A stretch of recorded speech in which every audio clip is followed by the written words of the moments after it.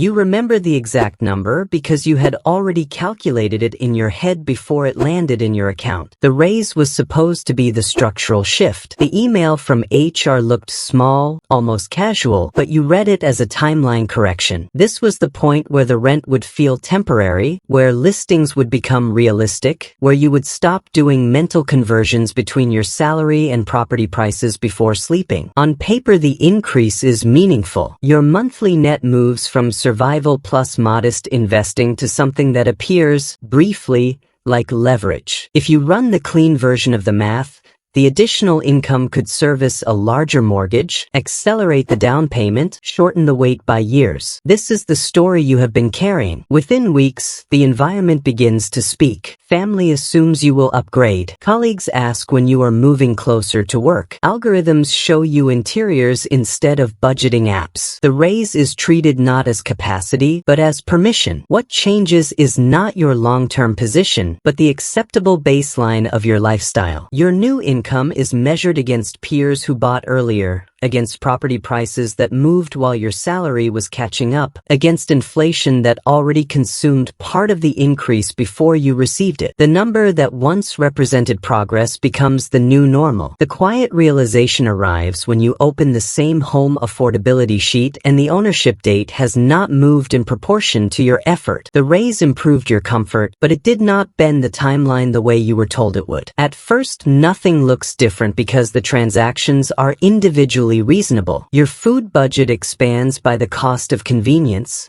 not indulgence. A closer ride home replaces the longer commute because your time is now worth more. The annual subscription becomes the monthly one you no longer have to think about. The phone is upgraded not for status but for reliability. Each decision passes your internal audit. None of them feels like lifestyle inflation because every change has a functional explanation and the total still fits comfortably inside the new salary. If you run the before and after comparison, the pattern appears in small percentage shifts. Housing remains fixed, but everything around it stretches. The additional income that was mathematically capable of accelerating a down payment begins to dissolve into smoother daily living. Your savings rate, which should have stepped upward in a visible way, stays almost identical to the previous year. The absolute number saved increases slightly, enough to create the illusion of progress, but the timeline to ownership barely moves because property prices and required deposits scale faster than your incremental surplus. The real mechanism is psychological, not behavioral. The raise resets your definition of normal. Costs that once required a pause now feel frictionless, and friction was the only system protecting your future allocation. When you model the scenario over 5 years, the absorbed amount is not dramatic in any single month.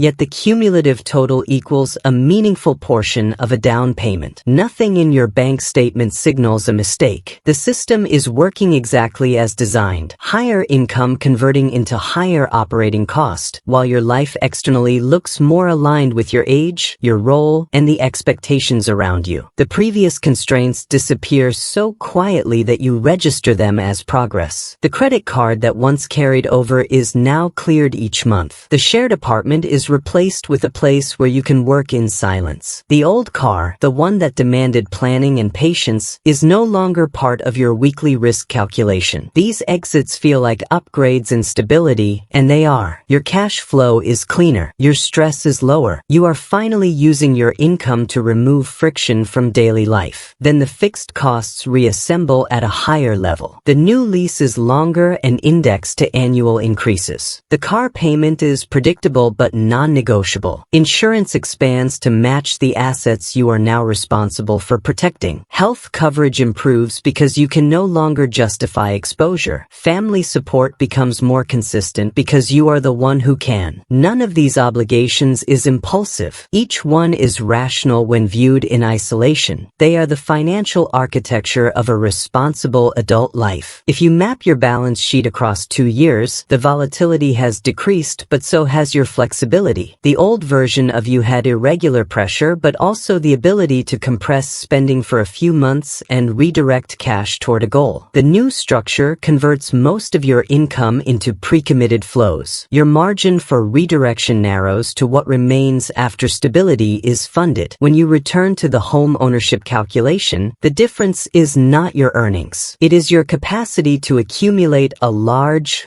uninterrupted surplus. The obligations you chose to reduce uncertainty have introduced a different kind of lock-in. You are financially stronger, more predictable, more aligned with your professional identity, and at the same time less able to make the aggressive capital movements that ownership requires. This is the trade that rarely gets named. You did not lose discipline. You replaced temporary constraints with permanent ones, and permanent ones do not pause when you decide to accelerate your timeline. Your financial dashboards look healthier than they did a year ago, and this is technically true. The salary number is higher. The emergency fund has a clean, rounded shape. The credit utilization is low enough to be called excellent. When you open a spreadsheet, every metric signals forward motion. You are no longer in the category of people who are struggling. You have crossed into the category that is supposed to be building. The language around you changes accordingly. You are told you are doing well. You begin to repeat it to yourself. Your daily life, however, runs on the same script. The same alarm, the same commute time, the same calculation at the grocery store where you choose efficiency over preference. You still open property apps as a form of research rather than as a prelude to action. The gap between where you live and where you expected to live by this age remains visually unchanged. Nothing in your physical environment reflects the improvement shown in your financial ratios. If you quantify progress in terms of years required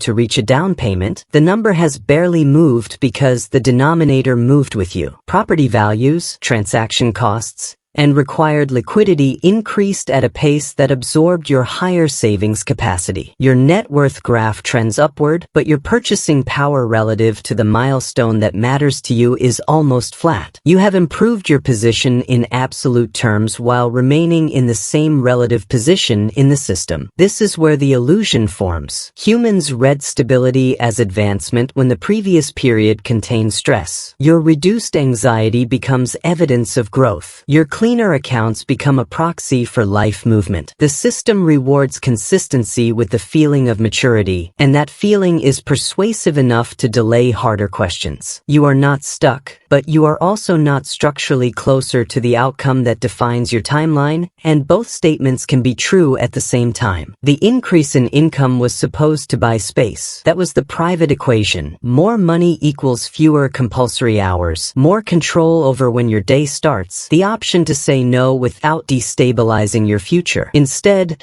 your calendar becomes denser in ways that look like importance. You are looped into decisions earlier. Your response time shortens because the stakes attached to your role are higher. Even your breaks are negotiated around deliverables. The raise did not purchase time. It increased the economic value of your availability. If you calculate your effective hourly reality, the number moves in the opposite direction of your salary. The fixed working day extends into low-grade cognitive load that follows you home. Evenings are technically free but functionally reserved for recovery. Weekends become maintenance for the life your schedule cannot hold during the week. You have more income per month, but fewer hours that feel unowned. The additional money is compensation for continuity, not liberation. From a system perspective, this is consistent. Higher compensation is tied to roles where substitution is harder. The cost of your absence rises, so your presence becomes structurally required. Autonomy, which you assumed would scale with earnings, is actually linked to asset-generated income or dramatically lower fixed expenses. Your current model improves neither at the same speed as your salary. Your savings increase, but not to a level that can temporarily replace your paycheck. Your lifestyle stabilizes at a tier that requires the paycheck to remain uninterrupted. When you run the long view scenario, the contribution contradiction becomes measurable. You are earning at a level your younger self associated with freedom, yet the number of days you can fully control without financial consequence has not expanded. In some cases, it has narrowed, because stepping away now interrupts a larger machine that depends on you. The gap between compensation and lived autonomy widens quietly, not as a failure of discipline, but as a structural feature of how earned income scales. Every increment in income reorganizes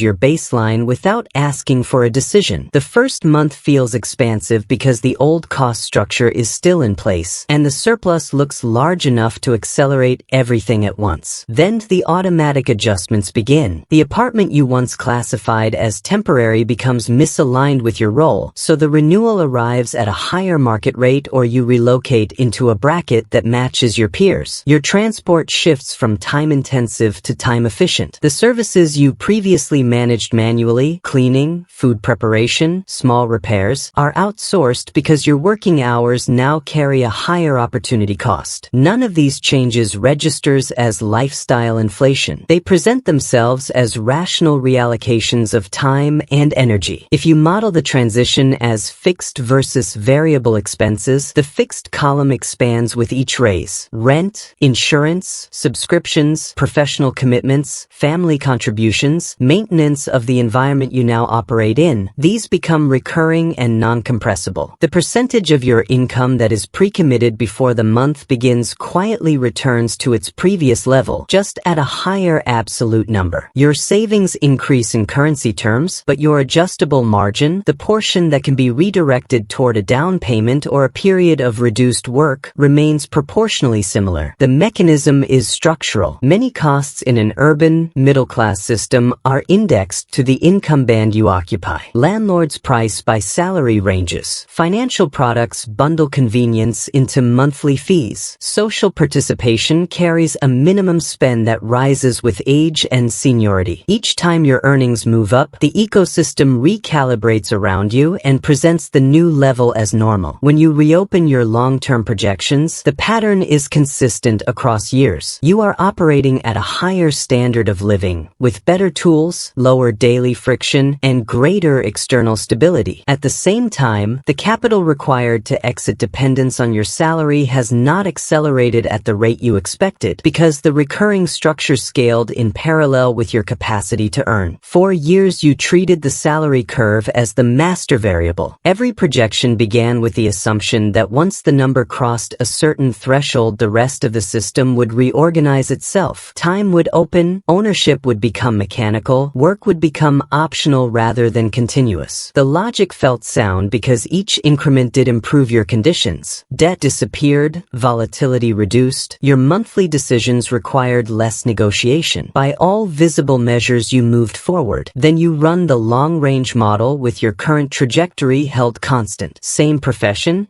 same urban cost structure, same savings rate as a percentage of income, same dependence on earned cash flow. The output is precise and uncomfortable. The date at which your investments can replace your salary sits decades away. Not because you are under-earning, but because the system you operate in converts higher income into higher baseline expenditure and higher responsibility. Your net worth rises in absolute terms while your requirement to keep working remains structurally intact. This is the point where the narrative breaks. Freedom was never a salary milestone. It was a balance sheet configuration. Assets that produce cash flow independent of your hours, housing costs that do not scale with your role, a fixed cost base that can survive a temporary drop in income. These are structural variables. Without them, every raise only increases the efficiency of the treadmill. You are running at a higher speed with better shoes and better data, but the mechanism under your feet has not changed. The relief in this realization is technical, not emotional. It removes the private suspicion that you mismanaged the opportunity. You followed the standard model, and the standard model delivered its standard outcome. Comfort, stability, and continued dependence on your next paycheck. Once you see it in system terms, the pressure to chase the next salary band loses its status as the primary solution.